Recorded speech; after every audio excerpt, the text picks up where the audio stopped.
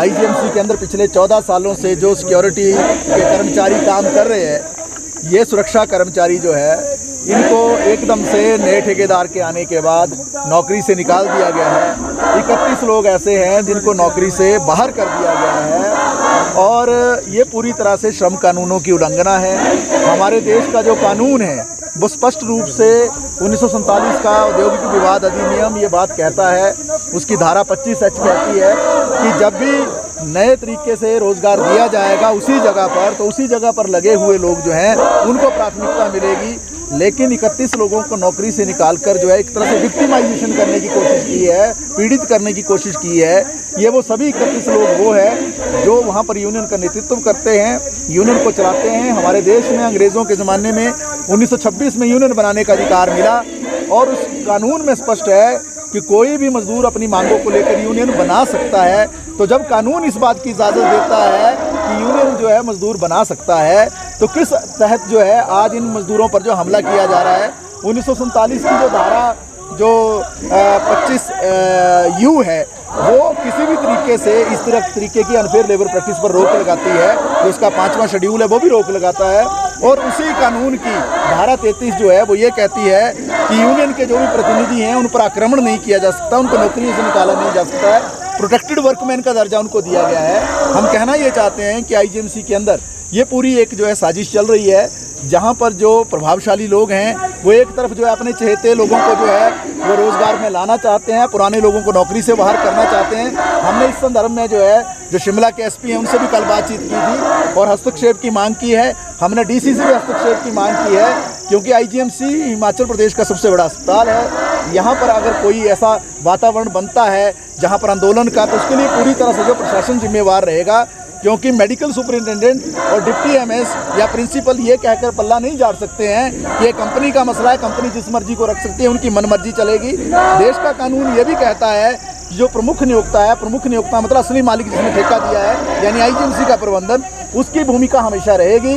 वो अपने कानून अपने नियम दायरे के तहत जो है उसको सारी प्रक्रिया चलानी पड़ेगी।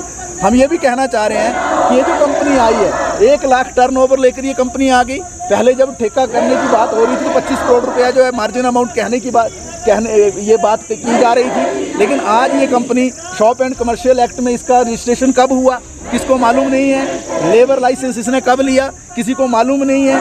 2 साल पहले ये कंपनी बनी, कोई बड़ा काम इसने किया नहीं। अचानक से इतना बड़ा काम 4 करोड़ रुपए का 1 साल का काम जो इस कंपनी को दे दिया गया। तो पूरा एक जो है साजिश जो है आईजीएमसी के अंदर चल रही है, जहां जो प्रभावशाली लोगों को फ़ायदा देने के लिए मजदूरों को बलि का बकरा बनाया जा रहा है। तो इसलिए हम ये चेतावनी देना चाहते हैं, क्योंकि 2 दिन छुट्टी थी, तो इन छुट्टियों के दिनों में हमने डीसी ऑफिस में प्रदर्शन किया, लेकिन कल से जब अस्पताल विधिवत रूप से चलेगा तो निश्चित तौर से आंदोलन का केंद्र जो आईजीएमसी की ओर शिफ्ट हो जाएगा। और हमने पिछले कल ही प्रशासन को जो है आईजीएमसी के प्रबंधन को चिट्ठी दे दी है, जिसमें हमने इन सारी बातों का जिक्र किया है और उसमें हमने लिख दिया है कि आने वाले समय में अगर इन 31 मजदूरों को आप बहाल नहीं करते हैं तो निश्चित तौर से आईजीएमसी में हड़ताल होगी और होकर रहेगी। अभी सबसे पहले आप लोगों का मैं धन्यवाद करना चाहता हूँ। अभी 34 गार्डों को बाहर किया इन्होंने, जो लिस्ट आई आईजीएमसी में। ज्वाइनिंग लेटर तो अभी किसी को भी नहीं मिला और 34 लोगों को बाहर किया, जो आज सारे इधर इकट्ठे हुए हैं डीसी ऑफिस में।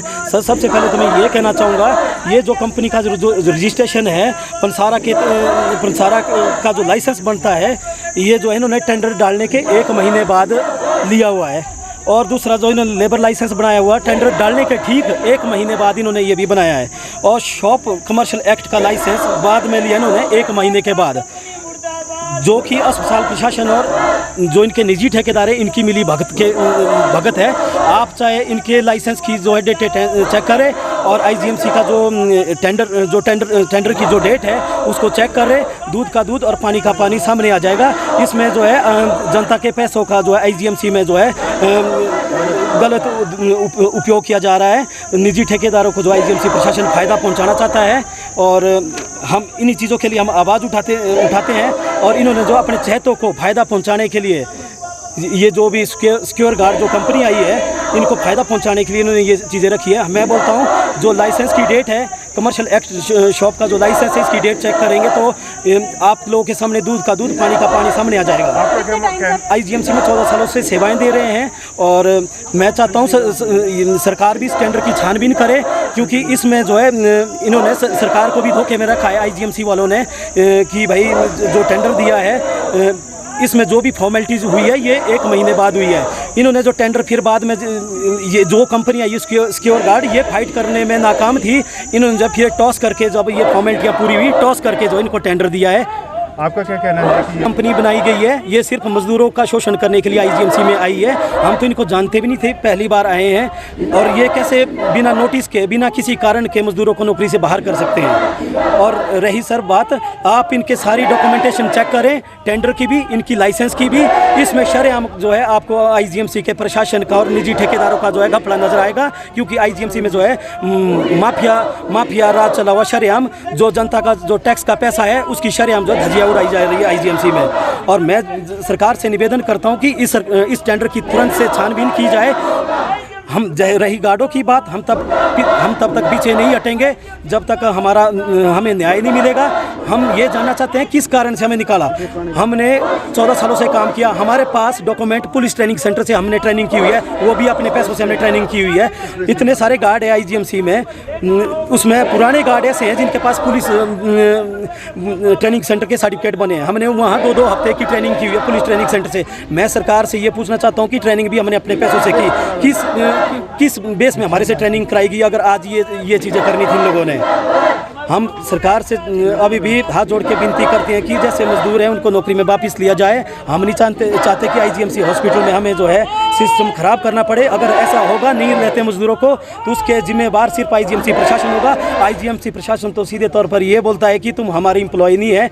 तो शायद आईजीएमसी प्रशासन ये भूल गया होगा कि आईजीएमसी प्रशासन जब टेंडर कर रहा था प्रिंसिपल एम्प्लॉय जो उसमें इन्वॉल्व होता है। और सबसे बड़ी गलती जो आईजीएमसी प्रशासन की है, उन्होंने गलत लोगों को टेंडर दिया तो इसकी टेंडर की छानबीन होनी चाहिए। सरकार को देखना चाहिए कि उनके नाक के नीचे ऐसे काम हो रहे हैं, जनता के पैसों का गलत दुरुपयोग हो रहा है। टेंडर की डेट भी चेक करें। टेंडर आज वो 1 महीने जैसे टेंडर 1 महीने मैंने जैसे टेंडर लगाया, उसके बाद जब आईजीएमसी प्रशासन ने बोला कि तुम्हारे पास ये फॉर्मेलिटियाँ नहीं है, उसके बाद जो इन्होंने ये फॉर्मेलिटियाँ 1 महीने बाद पूरी की।